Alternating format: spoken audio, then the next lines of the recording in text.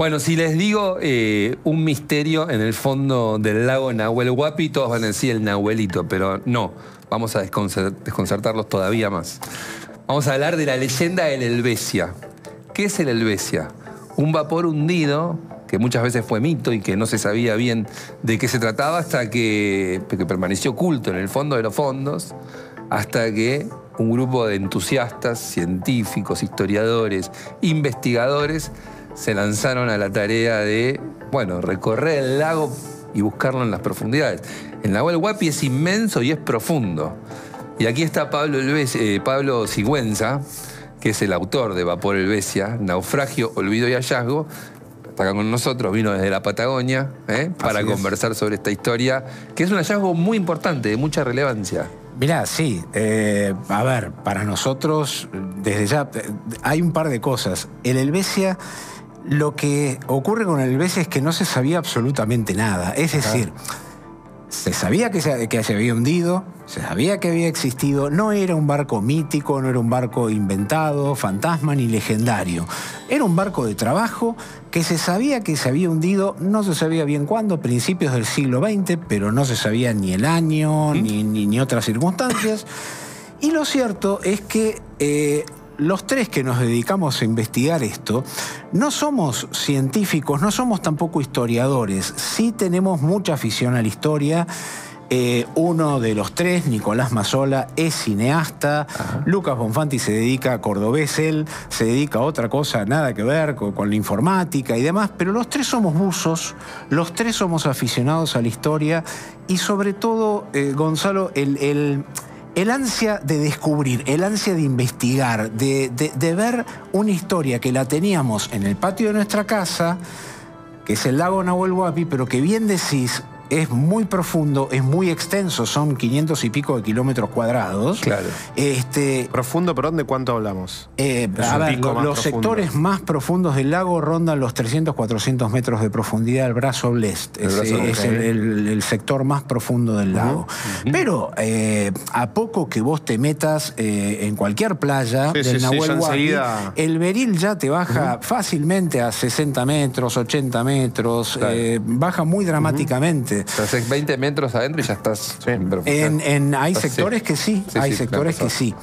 La cosa es que, bueno, siempre en el ámbito del buceo era la cuestión de ir a buscar al Helvecia y lo teníamos que hacer porque está en el patio de casa. Y como siempre, terminabas el asado, terminabas de tomar lo que estabas tomando, te ibas a tu casa y nadie hacía nada. Hasta que Nicolás Mazzola, que es cineasta, me dice a mí, dice, Pablo, voy a hacer un documental sobre el Helvecia. Entonces le digo, bueno, bárbaro, Nico, pero hay que encontrarlo. Bueno, no sé, si lo buscamos. Si lo encontramos, lo encontramos. Y si no lo encontramos, hago un documental igual contando cómo lo estamos buscando. Qué fascinante que tres tipos estén ahí. Vamos a meternos en el fondo del lago a buscar un barco que se hundió hace un siglo.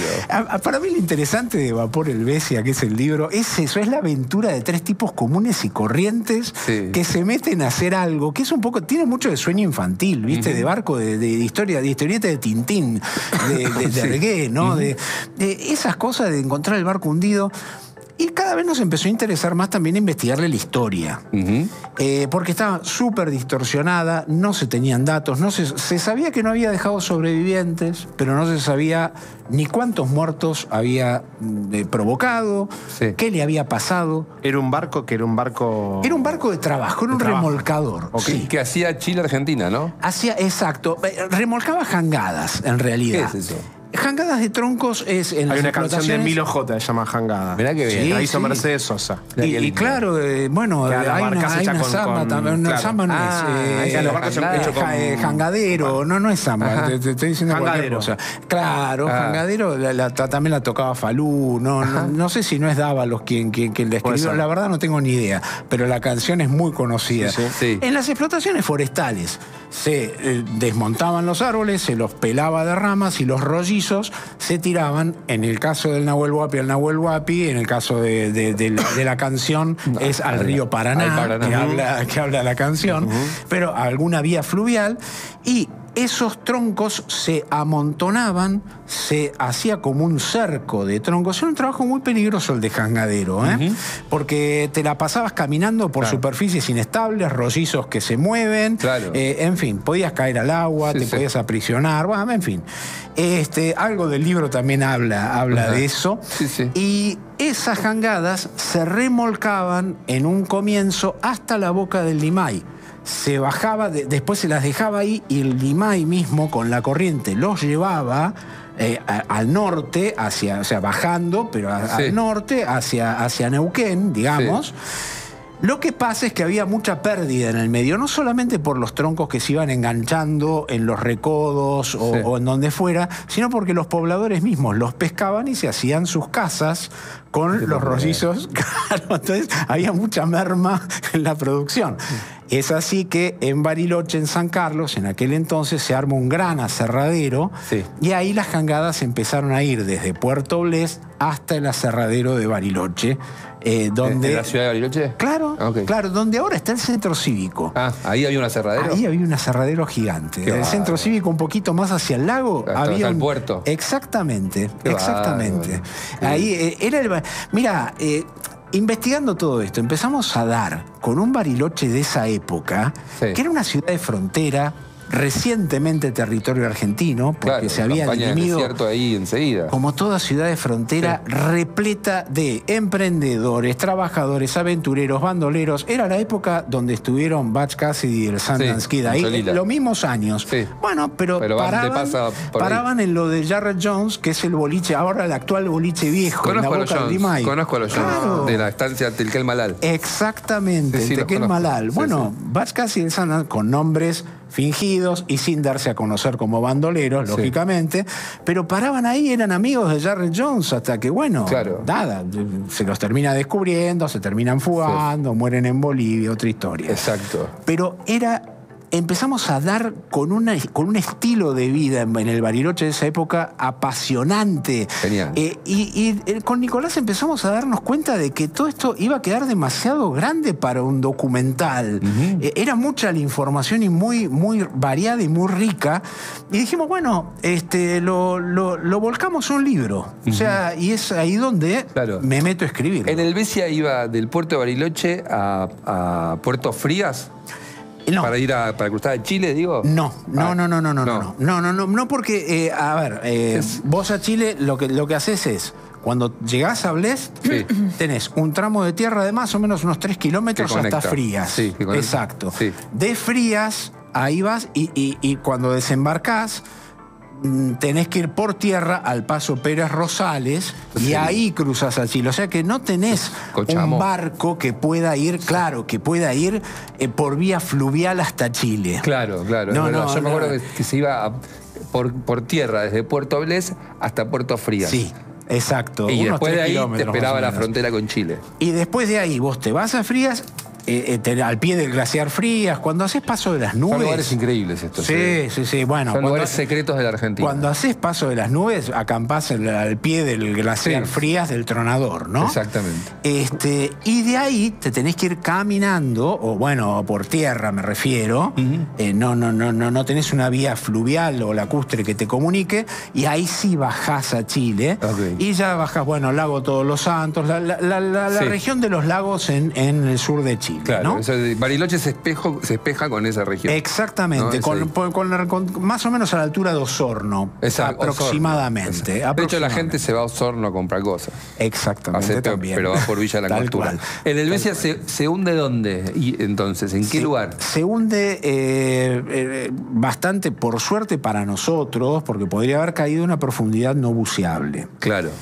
Cayó profundo. Necesitas una especialización en buceo profundo. Está un poco fuera del alcance de un buzo deportivo normal, pero si tenés la especialización de buceo profundo se puede acceder. Y cayó, había partido del puerto de San Carlos y se dirigía a lo que se llamaba Puerto Bueno, hoy se llama Pereda, es la punta de la península San Pedro. Partió, logramos determinar en un día de temporal de viento, gracias al Servicio Meteorológico Nacional, que me contacté con una meteoróloga, Anaí Chiavetta, un fenómeno que nos dio una data bárbara de la época. Y corroboramos que hubo un temporal de viento muy grande, con lo cual partieron del Puerto San Carlos. A veces el Helvecia partía de Puerto Moreno. El lago realmente comunicaba. Imagínate, Gonzalo, que no tenías caminos, era una topografía imposible, no tenías infraestructura, todo era bosque. El lago era la mejor autopista. El lago comunicaba, te ibas a La Angostura, te ibas a Bles, a Puerto Moreno, en fin, a tanto. Todavía no existía, estamos antes de que Perón definiera las villas. Pero la Villa sí, Mascardi, la Villa La Angostura, la Villa Coihue, Villa que son Coihue, políticas claro, de población de toda exactamente. esa. Sí. Esto es mucho antes, esto es bien principios del siglo XX. Claro. La época del conflicto limítrofe y donde recientemente ya con los pactos de Mayo que se celebraron entre Roca y Errázuriz, con Chile, se termina determinando la frontera en esa zona por lo menos, y es ahí donde arranca una vida nacional. Igualmente, Gonzalo, hasta el año 34, 35, no me acuerdo, cuando llega el ferrocarril a Bariloche, Bariloche se relacionaba mucho más con el Pacífico que con Buenos Aires. Claro, pero la vida de Bariloche dependía mucho más de Chile. Claro. Por cercanía, porque así todo era más fácil. Hasta que llega el ferrocarril, que es la época también de auge de parques nacionales. Claro. Bustillo le da forma. Exactamente. Bustillo. Ya empezamos a hablar de otra etapa de la historia. Y después de eso ya viene Perón. Exactamente. Ya en los años 40 y 50. Claro. Y en Helvecia lo encuentran ahí. Lo encuentran en ese tramo. Mito, según leí, un mito es que una gran ola se lo devoró. Claro. Yo pensé que el Nahuelito. En el lago también podría ser. ¿Por qué no? Yo decía, esto se lo comió el Nahuelito. Sería la historia perfecta. Claro. Podría ser, pero no, mira, no tenemos datos. Sí. No, el tema es el siguiente. El que conoce el lago sabe que no tenés grandes olas estilo tsunami. De hecho, hubo uno en la época del terremoto de Valdivia. Que el lago Moto. Claro, que fue cuando Lucas Bonfanti, viendo lo que era el tema ese del lago Moto, dijo, no puede haber ocurrido algo más o menos similar en la época de la Helvecia, o el lago Moto haberlo desplazado y que lo haga inencontrable. Bueno, y es por eso que se contactó con geólogos que sí estudiaron y estudian el fenómeno del lago Moto. Sí. Pero en el caso no tenés normalmente olas gigantes. No. Sí tenés temporales de viento. Mucho viento. Con ola continua. Sí. Lo que nosotros especulamos, y es una especulación, es que debe haber habido algún tipo de tambucho mal cerrado o algo por el estilo. Había empezado a embarcar agua muy de a poco, con el lago muy agitado, no se dieron cuenta y terminaron naufragando. Ajá. Porque también se hablaba originalmente de que un estallido de caldera, y nosotros en los restos no vimos indicios de que la caldera hubiera... ¿Qué día lo encontraron y cómo? ¿Cómo fue? Fue en febrero del 2023. Hace poquito. Sí. ¿Estaban ahí y apareció? No estaban ahí, apareció. ¿Cómo fue? No, ya veníamos, mirá, más allá de las investigaciones que hacíamos a nivel histórico, que siempre privilegiamos lo que era documentación original, entonces mucho archivo, menos y poco testimonio de memoriosos. En general distorsiona mucho. Preferíamos ir al documento original. Sí, claro. Y lo que era la búsqueda en el terreno, tanto Nicolás como Lucas habían estado haciendo bastantes búsquedas con el apoyo también de la Universidad del Comahue, que nos había prestado un sonar de barrido lateral muy primitivo, muy viejo, que les sirve para las investigaciones de población ictícola que hace el doctor Vigliano o la doctora Reyeng en la Universidad del Comahue, pero que para esto, pero era mejor que nada, Gonzalo, o sea, no teníamos nada. Bueno, somos tres tipos comunes y corrientes, entonces no teníamos un sonar de barrido lateral. Vos tenés uno, yo no, yo tampoco. Claro. Entonces, bueno, es así. Me lo hubieras pedido a mí. Claro. Haber sabido que Diego tenía uno.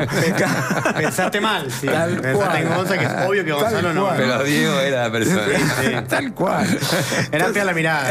Era eso, era mirar un poquito más. Bueno, ahí... La cosa es que, ya con Nicolás había salido mucho con el doctor Vigliano a hacer relevamientos y demás. demás. Y justamente con este tema del lago Moto, Lucas se contacta con un geólogo del CONICET de Bariloche. Entonces es ahí donde le dice, mira, estamos buscando... La consulta de Lucas pasó por si el lago Moto lo podría haber desplazado este barco. El geólogo le dice que no. Sí. Que de hecho, algunas de las fotos que están pasando así como medio de fondo de esta conversación, está este geólogo, no es nuestra esa foto, es del CONICET, será de otra salida, pero no es de una salida nuestra. Sí.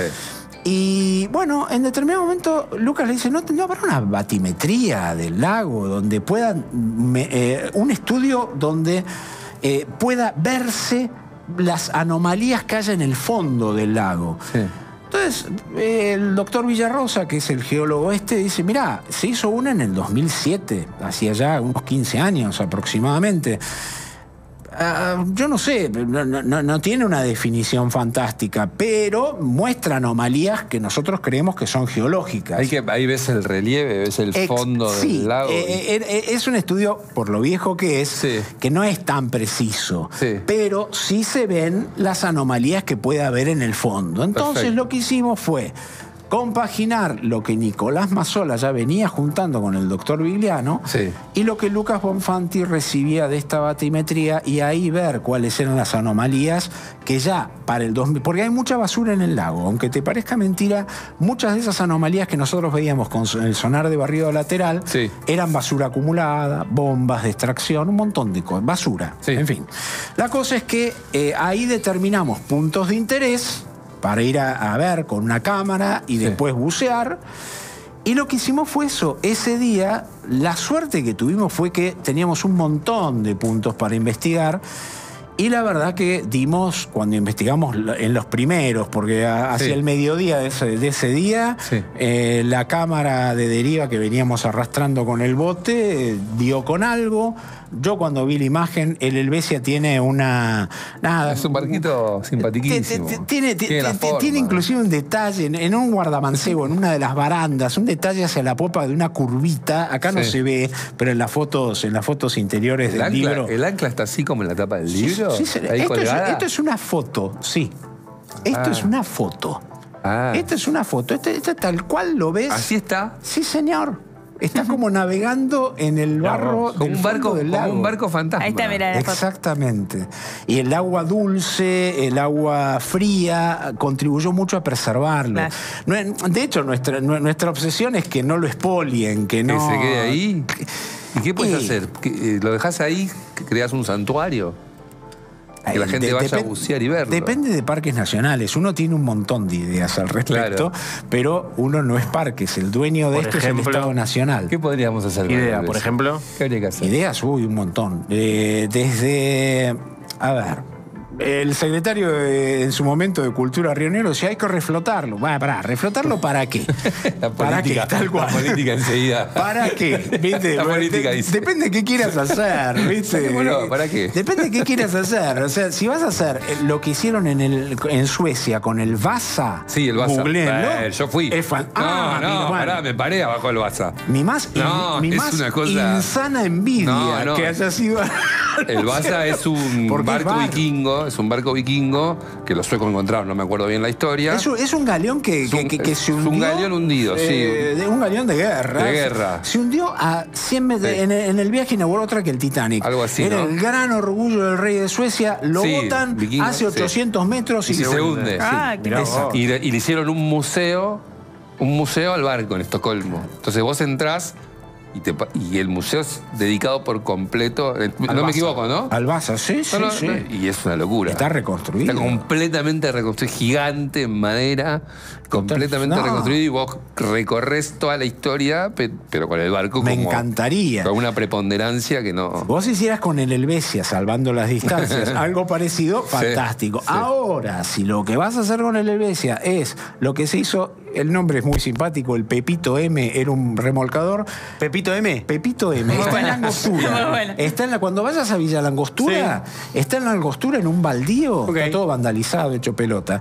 ¿Por qué? Era un barquito de la época del Helvecia, aunque nunca compartieron lago, porque el Pepito M vino en los años 50 al lago Nahuel Huapi, Sí. vino ya como un barquito viejo. Ajá. Bueno, se estaba hundiendo en el puerto y lo sacaron para hacer un gran monumento a los navegantes del lago, Sí. lo que nunca se hizo. Se quedó el Pepito M tirado en un baldío en la Angostura y lo Sí. vandalizaron todo.